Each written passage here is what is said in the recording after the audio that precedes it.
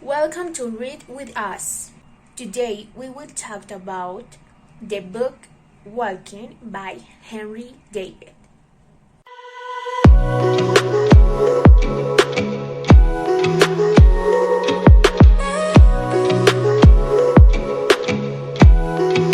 This book is a classic essay written in 1862 by American poet and philosopher Henry David Thoreau on the art of walking and with nature. This book looked very interesting. That is because the author makes several references when explaining what is the real reason why we walk. He has different point of view about the art of walking, and that is the approach that he makes in his book.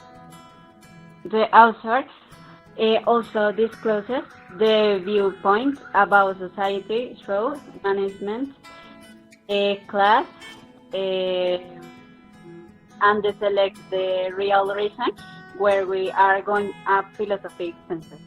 You can tell how much this man really enjoyed reading this book. One of the relevant themes is that of the word in the name of nature, of absolute freedom and savagery, in contrast to a mere freedom and culture of civilians. Thoreau maintains that walking is an essential element to maintain a healthy relationship with oneself and with the planet. It is incredible that he said that this because it is wonderful to be able to develop these types of connections. I agree, not all people will maintain this vision because they consider walking as a simple action and not as he puts in his book.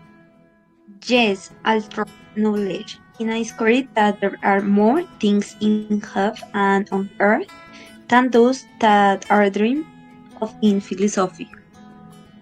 Believes that a physical environment influences men and that the vast and the intimate garden of the American wilderness is a symbol of the health to which the philosophy, poetry, and religion of inhabitants one day reach.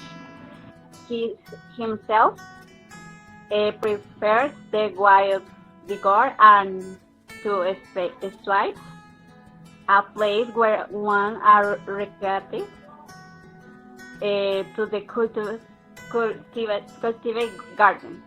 I heard to this author tell us about the different ways to be able to undertake this walk. Yes, it tells us that in order to start walking, we must leave behind all those things that generate any dependence or change, put aside everything mundane, making this a great book. Exactly.